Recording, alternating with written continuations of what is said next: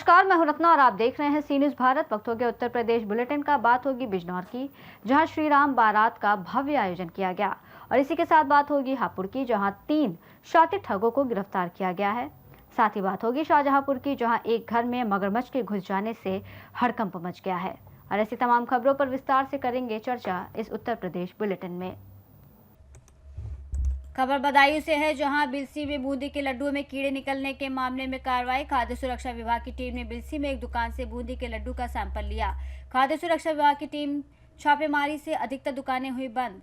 बूंदी के लड्डू में कीड़े निकलने का वीडियो सोशल मीडिया पर वायरल हुआ था। बिलसी नगर के बम्बा चौराहा स्थित दीपक स्वीट के यहां से लिया गया सैंपल। इसमें कल एक शिकायत आई थी संज्ञान में, जिसमें बूंदी के लड्डू में कीड़े मिलने की शिकायत थी। तो उसके क्रम में आज बिलसी मार्केट में कार्रवाई की गई। बूंदी के लड्डू का नमूना जांच के लिए भेजा गया और भविष्य में अगर कोई भी ऐसी गड़बड़ी करता हुआ या मिलावट करता हुआ पकड़ा जाएगा तो उसको खाद्य सुरक्षा मानक अधिनियम के तहत उसके खिलाफ सख्त कार्रवाई की जाएगी। बदायूं से सी न्यूज संवाददाता नईम की रिपोर्ट।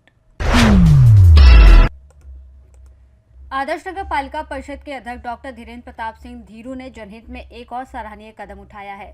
नगर पालिका के 2 ट्रैक्टर माउंटेन लोडर सौंपते हुए उन्होंने कहा कि सफाई व्यवस्था को और बेहतर बनाने, विकास कार्यों में तेजी लाने के लिए आधुनिक मशीनरी का होना आवश्यक है।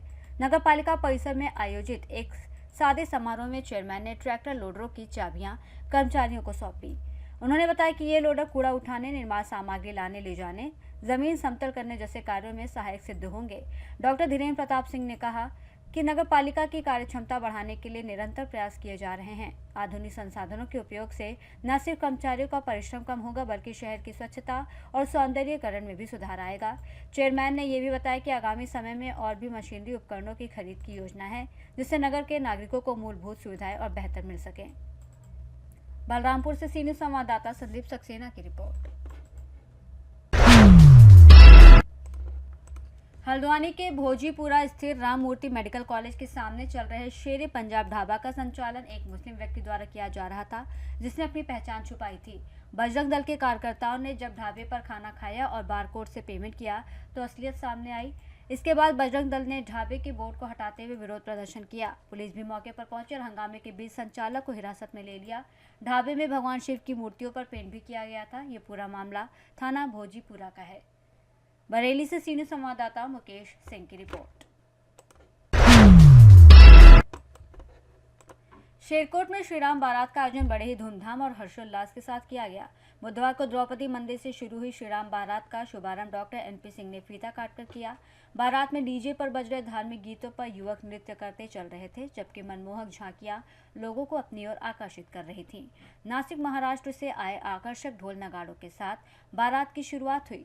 श्रीराम बारात का कई जगहों पर पुष्प वर्षा कर स्वागत किया गया। बारात अपने परंपरागत और पूर्व निर्धारित रास्तों से होती हुई देर रात द्रौपदी मंदिर पर आकर संपन्न हुई। सुरक्षा की दृष्टि से पुलिस बल मौजूद रहा। श्री राम बारात का ये आयोजन नगर की सांस्कृतिक धरोहर को प्रदर्शित करता है। इस आयोजन के माध्यम से नगर के लोग अपनी धार्मिक और सांस्कृतिक विरासत को संजोए हुए हैं। बारात के आयोजन से नगर में एकता और सौहार्द का संदेश भी दिया गया। बिजनौर से सी न्यूज संवाददाता सलीम हाशमी के साथ अजमल अंसारी की रिपोर्ट। खबर यूपी के हापुड़ से है, जहां थाना हाफिजपुर पुलिस और साइबर सेल ने संयुक्त कार्रवाई करते हुए फर्जी फर्म के नाम पर चालू खाता खुलवाकर भोले भाले लोगों को ट्रेडिंग और गेमिंग ऐप के नाम पर धोखाधड़ी करने वाले अंतर्राज्यीय गिरोह का पर्दाफाश करते हुए 3 शातिर ठगों को गिरफ्तार किया, जिनके कब्जे से 9,570 रुपये नकदी, 3 मोबाइल फोन, चेकबुक, पासबुक, अवैध असलहा आदि बरामद हुआ। गिरफ्तार अभियुक्त शातिर किस्म के ठग हैं, जो वीपीएन और पेमेंट गेटवे का इस्तेमाल करके ठगी करते थे और इनके द्वारा उत्तर प्रदेश, केरल, कर्नाटक, तमिलनाडु, महाराष्ट्र, उत्तराखंड आदि राज्यों में करीब 1 दर्जन ठगी की घटना कारित कर करीब 1 करोड़ रुपए की ठगी की गई है।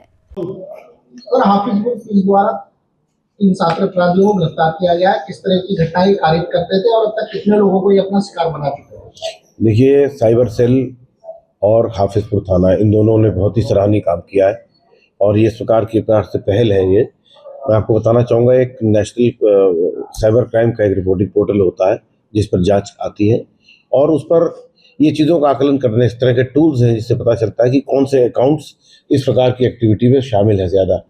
तो हमारा जो साइबर सेल के जो प्रभारी है इनके द्वारा जांच की गई थी, जिससे पता लगा कि यहाँ पे कुछ ऐसे अकाउंट्स हैं जो इस प्रकार के ट्रांजैक्शंस में उसका पार्ट बनते हैं और इनमें से पैसा रूट होकर के जाता है। तो ऐसे 11 अकाउंट्स इन्होंने जो पाए थे वो अकाउंट्स इन अभियुक्तों के हैं और इसमें एक मुकदमा पहले से जो है थाना जनपद बेंगलोर में लिखा हुआ है कर्नाटका में, और एक मुकदमा यहाँ पे लिखा गया है। तो इसी के क्रम में जो है ये एक प्रकार के साइबर फ्रॉड करने वाले गैंग का जो लोगों को ल्योर करके अपने अकाउंट में पैसा डलवाते थे, उनको शेयर की टिप्स भी देते थे और उसके बाद में उनका पैसा अपने अकाउंट में डलवा के यहाँ से उसको चैनलिंग करते थे। तो ऐसे गिरोह का जो है पर्दाफाश हुआ है। इसमें 11 अभी मैटर्स ऐसे हैं जो अभी भी ज़ेरे जांच चल रहे हैं। उन 11 मैटर्स की जांच करने के बाद संभावना इस बात की है कि इनके विरुद्ध और भी कार्रवाई होगी। अभी तक सर कितने लोगों को ये शिकार बना चुका है इस तरीके से? इनसे वार्ता करके, इनसे बात करके जो पूछताछ हुई उसमें तो लगा कि शायद ये संख्या 50 से भी ऊपर है, लेकिन अभी कम से कम 11 मैटर्स तो बिल्कुल पुख्ता है जिसमें जो है इनके नंबर्स यूज हुए हैं। बाकी की जांच। सर किन किन राज्यों से इनका संपर्क था? जैसे आपने बताया कि बेंगलोर वगैरह का अंदर, और इसमें पहले आए हैं पैसे जो है हरियाणा से भी आया है, राजस्थान से आए हैं, कर्नाटका से आए हैं और महाराष्ट्र से आए हैं। तो उसमें केरला, तमिलनाडु, यानी इस प्रकार के लोग जो एक्टिविटीज में शामिल रहते हैं, ये कई राज्यों से इनका जो है गिरफ्तार हुए थे। सर कितने लोग लगभग इसमें शामिल? देखिए अभी तो ये 3 ही अकाउंट्स हमारी जानकारी में आए। अब इनके जब अकाउंट्स की और छानबीन की जाएगी तो हापुड़ से सीनियर संवाददाता सचिन सागर की रिपोर्ट। मुरादाबाद के अंबेडकर पार्क में भारतीय किसान यूनियन की महापंचायत में राकेश टिकैत पहुंचे। ट्रैक्टर चलाकर पहुंचे टिकैत मंच पर नहीं बैठकर किसानों के बीच जमीन पर बैठे। उन्होंने गन्ने के मूल्य, एमएसपी कानून और स्वामीनाथन रिपोर्ट लागू करने जैसे किसान मुद्दों पर जोर दिया। टिकैत ने कहा कि सरकार गलत नीतियां लागू कर रही है, चुनावी एजेंडा लाभ के लिए है और आजम खां को चुप रहना चाहिए, नहीं तो झूठे मामलों में जेल भेजा जा सकता है। ऑपरेशन लंगड़ा पर भी सवाल उठाए। मुरादाबाद से सीनियर संवाददाता मोहसिन सिद्दीकी की रिपोर्ट। खबर शाहजहांपुर से है, जहां दुर्गा होटल में मीटिंग आयोजित की गई, जिसमें पॉलिटिकल जस्टिस पार्टी के राष्ट्रीय अध्यक्ष राजेश सिद्धार्थ द्वारा प्रेस कॉन्फ्रेंस में बताया गया कि शहीद संग्रहालय में भाजपा सरकार द्वारा घटिया राजनीति की जा रही है। 1857 की क्रांतिकारी संघर्षशील महिला झनकारी बाई कोरी समाज से हैं, इसलिए उनकी प्रतिमा नहीं लगाई गई। जाति देखते हुए प्रतिमाएं लगाई गई और अन्य शहीदों की प्रतिमा क्यों नहीं है? क्या झनकारी बाई हिंदू नहीं है? भाजपा सरकार नफरत बांटने का काम कर रही है। पॉलिटिकल जस्टिस पार्टी के मुखिया राजेश सिद्धार्थ द्वारा बताया गया कि हम जाति, अत्याचार, अंधविश्वास, दंगा मुक्त भारत बनाएंगे। हम लोकतंत्र, संविधान, कानून के शासन का सम्मान करेंगे। हम जाति के खिलाफ कानून लाएंगे। जाति देश और समाज की दुश्मन है। शाहजहांपुर वासियों के लिए कैसे आना हुआ? देखिए, कल हमारी पॉलिटिकल जस्टिस पार्टी का घटक दल जो लोक मोर्चा नया बना है, तीसरा विकल्प के रूप में उत्तर प्रदेश में, तो लखनऊ में कल ही हमारी प्रेस कॉन्फ्रेंस थी। उसमें माननीय स्वामी प्रसाद मौर्य जी ने जो दिशा निर्देश दिए हैं उसको मैं मीडिया के माध्यम से हर ज़िले में जाकर पहुंचाने का काम कर रहा हूं।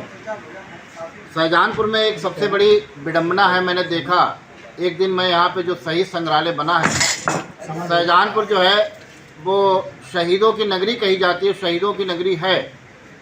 शाहजहांपुर के जो शहीद संग्रहालय का जिस दिन मैंने विजिट किया था तो मैंने देखा और देखकर एक ग्लांस सी महसूस हुई कि इस देश के अंदर अमर शहीदों को भी सम्मान उनकी जात को देकर दिया जाता है। वहाँ पे मैंने देखा मंगल पांडे जो अमर शहीद रहे हैं उनको सम्मान देकर उनकी मूर्ति लगाई गई। जो 1857 की क्रांति के पहले अग्रदूत थे माता दीन वाल्मीकि, उनको वहाँ पे सम्मान नहीं दिया गया। रानी लक्ष्मीबाई को वहाँ पे सम्मान दिया गया उनकी मूर्ति लगाकर। झलकारी बाई जो कि कोरी समाज से आती हैं उनको वहाँ पे सम्मान नहीं दिया गया। इसी प्रकार से वीरांगना उदा पाशी जिन्होंने 36 अंग्रेज़ों को मार के गिरा के उनके छक्के छुड़ाने का काम किया था, उनकी भी वहाँ पे मूर्ति नहीं लगी थी, उनको सम्मान नहीं दिया गया था। तो मेरी यहाँ के प्रशासन से ये मांग है कि इन अमर शहीदों को जात के आधार पर मान सम्मान नहीं, बल्कि वो भी उन्होंने भी अपने प्राणों की न्यौछावर दी है, उनको भी वहाँ पे शहीद का दर्जा दिया जाए, उनकी भी वहाँ मुँह पर मूर्ति लगाई जाए। दूसरी हमारी मांग है कि भारतीय जनता पार्टी जिस आग अलाप रही है कि मैं हिंदुत्व को बढ़ावा देता हूँ, सनातन को बढ़ावा देता हूँ, तो आपको मालूम है कि हिंदुत्व का सबसे बड़ा ग्रंथ रामायण और रामायण के रचयिता भगवान वाल्मीकि हैं। ये पूरा देश जानता है, पूरा हिंदू समाज जानता है। आज उनको विशेष समाज के लोग ही अपना भगवान मानते हैं, बल्कि उनकी छुट्टी के लिए, उनके प्रकट उत्सव की छुट्टी के लिए आज हमको ज्ञापन देना पड़ रहा है, आज सरकार से मांग करनी पड़ रही है। ये दुर्भाग्य है। शाहजहांपुर से सी न्यूज़ संवाददाता फसाद खान की रिपोर्ट। खबर शाहजहांपुर से है, जहां बंडा क्षेत्र के गांव ररुआ में एक मगरमच्छ ने इतना कहर मचाया, तालाब से रात में घर में घुस जाता है और इससे परिवार वाले बहुत दुखी हैं। ग्राम ररुआ निवासी ब्रह्म स्वरूप वर्मा ने बताया कि हमारे घर के पास तालाब में बीते कई दिनों से मगरमच्छ दिखाई दे रहा है। परिवार और हम लोग बहुत सतर्क रहते हैं, लेकिन रात में कई दिनों से मगरमच्छ घर में घुस आता है। हम और हमारे परिवार में छोटे बच्चों के लिए खतरा बना हुआ है। इससे कोई बड़ा हादसा होने का डर हम लोगों में बना हुआ है। इसका जिम्मेदार कौन होगा? उन्होंने मगरमच्छ को पकड़वाने की अपील शासन प्रशासन से की है। वहीं वन विभाग फॉरेस्ट गार्ड सोनाली से फोन पर बात हुई तो उन्होंने बताया, मगरमच्छ को पानी में ही रहना है, हम पानी से क्यों पकड़वाएं, हमारे लिए ऊपर से रोक है। रही बात रात में घर को घुसने वाली, तो वो लोग अपनी सुरक्षा अपने आप करें। अब समझने वाली बात यह है कि कल को उनके परिवार के साथ कोई हादसा हो जाएगा तो इसका जिम्मेदार कौन होगा। शाहजहांपुर से सी न्यूज़ संवाददाता फसाद खान की रिपोर्ट। फिलहाल इस बुलेटिन में बस इतना ही। देश और दुनिया की तमाम बड़ी खबरों के लिए आप देखते रहिए सी न्यूज़ भारत।